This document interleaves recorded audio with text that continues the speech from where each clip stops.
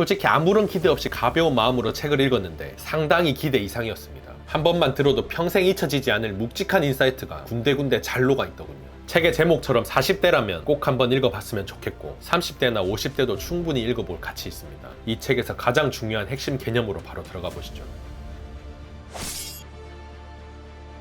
30대까지 우리는 일이나 결혼, 출산 등 인생의 중요한 선택을 해나간다. 그때는 선택에 집중하느라 내가 어떤 판을 만들고 있는지 조망하거나 앞날을 제대로 내다볼 수 없다. 40이 넘어야 마침내 내가 만든 판, 내 인생의 배치도가 한눈에 들어오기 시작한다.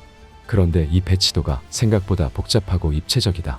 내 선택과 상관없이 태어나면서부터 결정된 부모, 형제의 배치도가 깔리고 그 위에 내가 원해서 선택한 남편, 아이, 커리어, 돈의 배치도가 겹친다. 내가 선택한 적 없는 사건, 사고도 갑작스럽게 배치된다. 아이가 갑자기 아프다든지 부모님 사업이 갑자기 기울어 부채를 떠안는다든지 배우자가 하루아침에 일자리를 잃는다든지 예상조차 한 적 없는 일들이 느닷없이 다가온다. 고민할 여지조차 없이 운명처럼 받아들여야 하는 일들. 스스로 결정한 잘한 선택과 잘못한 선택들이 차곡차곡 쌓이며 나의 인생 배치도가 완성된다. 살아내기 위해 혹은 꿈꾸기 위해 20, 30대에 했던 수많은 선택이 40이 되면 드디어 하나로 연결되면서 내 인생의 배치도가 되고 그 안에 자리 잡은 어설픈 나 자신이 보이기 시작한다. 그때부터 40의 우울과 슬픔이 본격적으로 시작된다. 어떻게 살아야 할지 분명하지 않지만 한 가지 확실하게 아는 것은 내 인생의 배치도에서 무엇 하나 함부로 뺄 수가 없다는 점이다. 이쪽을 빼면 저쪽이 기울고 한쪽을 신경 쓰는 동안 다른 한쪽이 부실해진다. 돈과 일, 가족과 꿈, 워낙 많은 것들이 각자의 명분을 가지고 입체적으로 얽혀 있으니 이것을 빼면 다른 것이 무너진다. 다 떠안고 가기에는 힘에 부치지만 줄일 것도 뺄 것도 좀처럼 찾기 어렵다. 옴짝달싹 할 수 없는 감옥에 갇힌 느낌이 든다. 이게 맞을까? 남들도 나처럼 이렇게 힘들게 살까? 지금 이렇게 고생하면 나중에 뭐라도 되는 게 맞을까? 30대의 고민들이 주로 나에게서 비롯되는 것이었다면 40대부터는 성격이 좀 달라지는데 이 부분을 읽다가 숨이 턱턱 막혔습니다. 자식 건강, 부모, 직장 뭐 하나 쉽게 해결되는 문제가 없죠. 더하기도 어렵고 빼기도 어려운 이런 주변 환경 속에 닥치는 대로 살아가다가 문득 고개를 들어보니 마치 나 자신이 감옥에 갇힌 것과 똑같더라는 말입니다. 게다가 안 그래도 힘든 상황인데 심지어 나 자신도 나를 괴롭히고 있으니 인생이 더욱 지옥이 되었습니다. 사람을 순식간에 지상 15층에서 지하층으로 끌어내리는 것이 비교인 줄 알면서도 이상하게 비교의 늪에 자꾸 빠진다. 40대쯤 되면 남의 시선은 신경 쓰지 않고 살 수 있을 거라 생각했지만 여전히 타인과 습관적으로 비교하는 자신을 발견하곤 한다. 저 집은 몇 평에 사는지, 자가인지 전세인지, 차는 뭔지, 아이 사교육은 뭘 시키는지, 가족 여행을 국내로 가는지 해외로 가는지, 심지어 배우자가 얼마나 젊어 보이는지까지도 의지와 상관없이 자꾸 남과 비교하게 되는 이유는 40에 대한 고정관념 때문이다. 30대에는 40대가 되면 삶이 안정되고 모든 면에서 정점을 찍을 거라 생각한다. 40대에 받는 인생 성적표가 평생 나의 미래를 보장해 줄 거라고 믿으니까. 그러나 60이 되어보니 알겠다. 비교가 얼마나 부질없는 시간 낭비였는지. 인생의 희로애락을 몇 바퀴쯤 돌고 나면 자랑하고 비교하는 게 아무 의미가 없다는 것을 저절로 알게 된다. 나의 의지와 상관없이 불행인 줄 알았던 것이 행복으로 바뀌고 행복이라 믿었던 일이 하루아침에 불행이 되기도 한다. 학창시절 수재라고 소문났던 친구 아들은 해외 유학까지 다녀왔는데 취업이 되지 않아 아직도 백수로 지낸다. 엄청난 부잣집으로 시집가 결혼식 때 친구들의 부러움을 한몸에 받았던 친구는 시댁이 망하는 바람에 지금도 빚을 갚느라 허덕인다. 남편이 고위직 공무원이라고 늘 자랑하던 친구는 남편이 은퇴한 이후 각자 서울과 강원도에 떨어져 산다. 알고 보니 오랫동안 사이가 안 좋았다고 한다. 비교에는 함정이 있다. 남의 꼭대기만 보고 비교한다는 것이다. 누구나 자신의 바닥은 좀처럼 보여주지 않는다.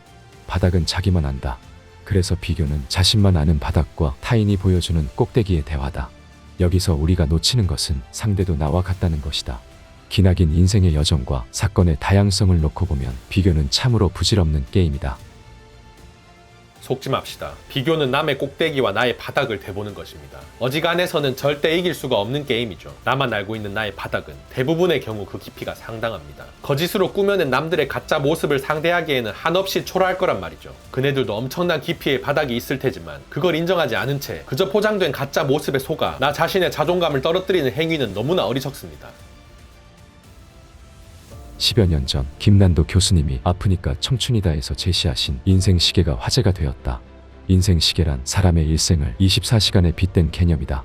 100세를 24시간에 빗대어 계산하면 1년은 대략 14분 24초, 40세는 오전 9시 36분이 된다. 이제 막 출근해서 한창 열심히 일할 시간이다.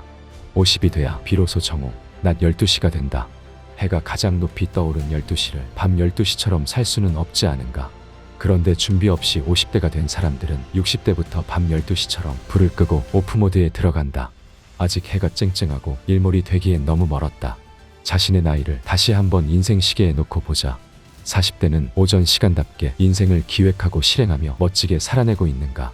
50대는 본격적인 오후답게 밤에 후회하지 않을 만큼 인생을 살아내고 있는가? 내 인생은 노후가 아닌데 나만 노후 시간에 먼저 도착해 있으면 아주 오랫동안 지루하게 기다려야 한다. 일찌감치 오후 시간을 포기하고 이부자리를 펴고 기다려봐야 인생 불면증에 시달릴 뿐이다. 잠들지도 못하고 깨어있는 것처럼 살지도 못하는 어정쩡한 상태로 찬란한 오후를 낭비할 순 없지 않은가. 낮 12시를 대낮답게 환하고 멋지게 살고 싶다면 이제 머릿속 시간 세팅부터 다시 해야 한다. 노후가 아니라 세컨드 라이프다. 50대, 60대, 70대, 30년간 내 인생의 가장 좋은 시절이 온다. 경쟁과 책임으로 둘러싸인 마흔의 지금 이 시간, 나를 둘러싼 이 좁은 세계가 전부가 아니다.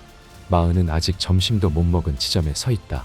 활기 넘치고 멋진 오후 시간을, 풍요로운 저녁 시간을 보내고 싶다면 마흔은 생기 넘치는 오전다워야 한다.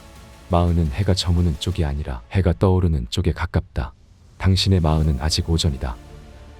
김난도 교수가 아프니까 청춘이다라는 문구로 상당히 비난받긴 했습니다만 책에 나온 인생시계 개념만큼은 확실히 인상 깊었습니다. 당시에는 평균 수명을 80세로 잡았었는데 지금은 100세 시대니 계산식을 바꿔야겠죠. 그걸 적용해보니 현재 마흔의 인생 시각은 고작 오전 9시 반밖에 안 되더라는 말입니다. 점심 먹기도 전 말 그대로 아직 아침인 것이죠. 인생 포기한 채 흘러가는 대로 살아가기에는 남은 시간이 너무 많습니다. 내 인생은 오후가 아닌데 미리 오후 시간에 머무르며 멍청하게 기다리고 있을 필요가 없죠. 40세 9시 반을 기준 삼아 1년 15분으로 계산해 봅시다. 여러분의 인생 시계는 지금 몇 시를 가리키고 있습니까? 세상은 매일 엄청난 속도로 변하고 있다. 디지털이나 블록체인 같은 과학기술의 발전도 발전이지만 더 중요한 것은 인간의 생애 주기가 엄청난 속도로 달라지고 있다는 것이다. 초고령 사회가 현실로 다가오면서 우리의 라이프 스타일 자체가 달라지고 있다. 지금의 마흔은 예전의 마흔이 아니다. 40대는 인생의 황금기도, 나를 증명해야 하는 나이도 아니다. 20년 전과 비교하면 출발선도 결승점도 모두 달라졌다. 결혼 연령, 출산 연령 모두 10년 가까이 늦춰졌고 평균 수명 역시 10년 이상 늘어났다. 이것을 숫자로 정확히 보여주는 것이 바로 중위연령이라는 개념이다. 중위연령은 국내 인구를 출생연도별로 줄을 세웠을 때 가운데 위치한 나이다. 30년 전인 1994년 통계청이 발표한 중위연령은 28.8세였다. 그해 가수 김광석은 30즈음에를 발표했고 최영미 시인은 30, 잔치는 끝났다라는 시집을 발표했다. 그때는 30이 전체 인구에서 딱 중간 허리였다. 올해 한국의 중위연령은 몇 살일까? 45.6세다. 30년 전에 비해 무려 16.8세가 높아졌다. 지금은 30이 아니라 45.6세가 사회의 중심이자 경제를 역동적으로 끌고 나가는 나이라는 것이다. 나는 중위연령이 높아졌다는 뉴스를 보며 처음으로 생각했다. 지금 중위연령인 46세들은 30년 전 중위연령인 29세처럼 살아야 100세의 시대를 견딜 수 있지 않을까. 30년 전보다 뒤에 남겨진 수명이 훨씬 더 길어졌으니 모든 사람들이 달라진 중위연령의 격차만큼 17살을 빼야 하지 않을까. 덕담처럼 말하는 나이, 기분 좋으라고 하는 말이 아니다. 수명이 갑자기 늘어난 지금은 오히려 지금의 생물학적 나이가 허상이 된다. 지금 나이에서 17살을 뺀 나이, 그것이 실제 100세까지 살아갈 나의 현실 나이이자 라이프 스타일 나이다. 마흔들이 자신의 나이에서 17살을 빼면 이제 막 23살에서 32살밖에 되지 않는다. 절대 늦었다는 말을 할 수 없는 나이. 뭐든지 시작하기 딱 좋은 나이다. 100세 시대라는 현실에 맞게 나이를 다시 리셋하고 마인드도 바꾸자. 젊은 나를 어떻게 데리고 살지, 무엇을 하면서 살지 새롭게 설계하자. 청춘 시절에 두고 와서 아쉬웠던 꿈, 이제는 늦었다며 포기했던 꿈을 다시 소환해도 괜찮다. 스물의 패기와 뜨거운 열정으로 두 번째 인생을 다시 시작하기에 충분하다.